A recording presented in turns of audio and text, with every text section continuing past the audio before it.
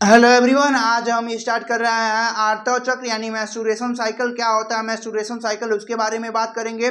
तो आर्तव चक्र को किन किन नामों से जाना जाता है उनको आप जान लीजिए। पहले आर्तव चक्र को रजोदर्शन के नाम से जाना जा सकता है, रजोस्राव के नाम से जाना जा सकता है, महावरी के नाम से जाना जा सकता है, या इंग्लिश में आप उसको बोल सकते हैं मेंस्ट्रुएशन साइकिल।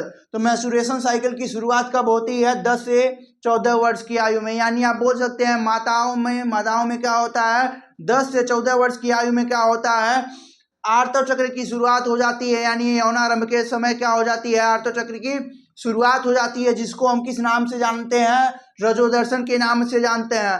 और यह लगभग कितने दिन तक होती है? 50 से 55 वर्ष की आयु के बीच में क्या हो जाती है? स्टॉप हो जाती है, यानी रुक जाती है, जिसको हम क्या कहते हैं? निवृत्त कहते हैं, रजो निवृत्त कहते हैं। और इनकी 3 प्रावस्थाएं होती हैं। प्रावस्थाओं में क्या क्या घटता है, इन प्रावस्थाओं में क्या क्या घटनाएं घटती हैं, उनके बारे में जानेंगे। तो रजोस्राव प्रावस्था यानी पहला प्रावस्था क्या होता है? 3 से 5 दिन का होता है। आप फिगर में देखिए 3 से 5 दिन तक, यानी यहाँ क्या होगा? ब्लीडिंग होगी। ब्लीडिंग क्यों हो रही है? ये एंडोमेट्रियम की दीवार जो बनी हुई है, ये क्या होती है? टूट जाती है, और लगभग 50 से 150 ml ब्लड क्या होता है? स्रावित होता है। उस ब्लड में क्या क्या होते हैं? ये एंडोमेट्रियम की दीवार यानी गर्भाशय की अंतःस्तरीय दीवार होती है। और क्या होता है? ब्लड होता है, जो अनफर्टिलाइज एग होता है, यानी आप बोल सकते हो अनिषेचित अंडाणु जो होता है, उसके साथ इस ब्लड के साथ मिलकर क्या होता है? शरीर से बाहर आ जाता है, जिसको हम क्या कहते हैं? रजोस्राव प्रावस्था कहते हैं। रजोस्राव प्रावस्था देखिए क्या होता है, यह लगभग 3 से 5 दिन की प्रावस्था होती है, जिसमें अनिषेचित अंडाणु के साथ गर्भाशय की दीवार से लगभग 50 से 150 ml, आप बोल सकते हैं 50 से 150 ml रक्त क्या होता है? मादा के शरीर से बाहर आता है। उस रक्त में क्या क्या होता है? ये 3 से 5 दिन वाली प्रावस्था होती है, आप बोल सकते हो ये प्रावस्था 3 से 5 दिन की प्रावस्था होती है, जिसमें क्या होता है?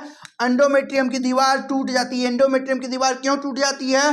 क्योंकि प्रोजेस्टेरॉन और ईस्ट्रोजन का लेवल क्या होता है? नीचे होता है, यानी आप बोल सकते हो बहुत कम होता है, जिसके कारण क्या होता है? एंडोमेट्रियम की दीवार टूट जाती है, और वहां के ब्लड वेसल्स के द्वारा क्या होता है? रक्त स्रावित होता है, और उस रक्त में क्या होता है? अनिषेचित अंडाणु होता है। क्या होता है? अनिषेचित अंडाणु होता है।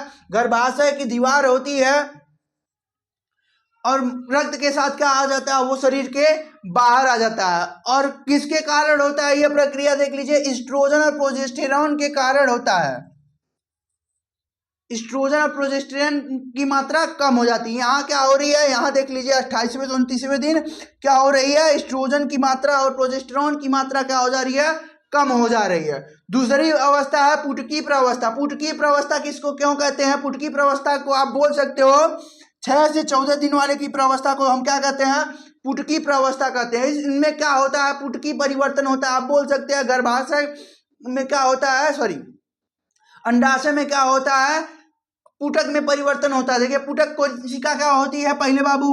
उनकी क्या होती है? कोशिकाएं लगभग आप बोल सकते हो 20 कोशिकाओं में बढ़ जाती हैं। उनमें से क्या होता है? आप लोगों ने क्या अंडाणु जन्म में पढ़ा था, उनमें क्या होता है? एक कोशिका क्या हो जाती है? बड़ी हो जाती है। एक कोशिका बड़ी हो जाती है, उसको हम परिपक्व कोशिका, पुटक कोशिका कह देते हैं। और वह परिपक्व पुटक कोशिका क्या होता है? ग्राफियन पुटिका के रूप में क्या हो जाती है? बन जाती है। और वो ग्राफियन पुटिका क्या हो जाती है? डिस्ट्रॉय हो जाती है। आप बोल सकते हैं डिस्टर्ब हो जाती है, यानी फट जाती है। क्या हो जाता है? उसके बाद अंडोत्सर्ग हो जाता है। अंडोत्सर्ग में क्या होता है? अंडाणु स्रावित हो जाता है। आप बोल सकते हो कब होता है? ये 14वें दिन होता है। देखिए किसकी कारण होता है? LH और FSH की मात्रा बढ़ जाती है, और उनमें सबसे हाई पीक पे क्या होता है? LH होता है, ल्यूटिलाइजिंग हार्मोन होता है, जो कहाँ से स्रावित होता है? पीयूष ग्रंथि से स्रावित होता है। पीयूष ग्रंथि से स्रावित होने के कारण LH की मात्रा बढ़ रही है। और क्या हो रहा है? LH की मात्रा जब एकदम पीक पे होती है, आप बोल सकते हैं शिखर पे होती है, तो क्या हो जाता है? अंडोत्सर्ग हो जाता है। यह प्रक्रिया कौन सी दिन होती है? NCERT में दिया हुआ है आपके 14वें दिन। पूरा बाबू पढ़ लीजिएगा। कितने दिन दिया हुआ है? 14वें दिन होता है। क्या हो जाता है? अंडोत्सर्ग होता है। कहाँ से होता है? आप बोल सकते हैं पुटकी परिवर्तन हो रहा है। क्या हो? पुटक कोशिका क्या हो रही है?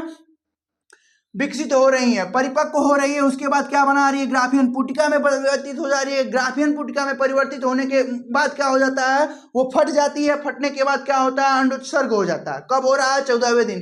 किनके कारण हो रहा है, LH की और FSH की मात्रा क्या हो जा रही है, बढ़ जा रही है। LH और FSH कहाँ से स्रावित हो रहे हैं, पीयूष ग्रंथि से स्रावित हो रहे हैं। देखिए क्या लिखा हुआ है, यह प्रवस्था छठवें दिन से शुरू होती है, जिससे पीयूष ग्रंथि से LH और FSH नामक हार्मोन स्रावित होते हैं, और जब यह शिखर पर पहुंच जाते हैं तो अंडोत्सर्ग हो जाता है, जिससे अंडाणु स्रावित होता है। ये क्या स्रावित हो रहा है, अंडाणु स्रावित हो रहा है। अंडाणु स्रावित होता है, इसमें क्या होता है, एस्ट्रोजन की मात्रा बढ़ने लगती है। इसके बाद अंडोत्सर्ग के बाद देखिए एस्ट्रोजन की मात्रा क्या हो रही है, धीरे धीरे बढ़ रही है। तब क्या हो रहा है, अंडोत्सर्ग हो जा रहा है। अब अंडोत्सर्ग की यहाँ सॉरी एस्ट्रोजन की मात्रा बढ़ रही है। एस्ट्रोजन की मात्रा बढ़ने के साथ साथ क्या हो रहा है, गर्भाशय की दीवार का स्तर भी क्या हो रहा है, बढ़ रहा है। यानी आप बोल सकते हो गर्भाशय की दीवार क्या हो रही है, बढ़ रही है। आप बोल सकते हो विकसित हो रही है।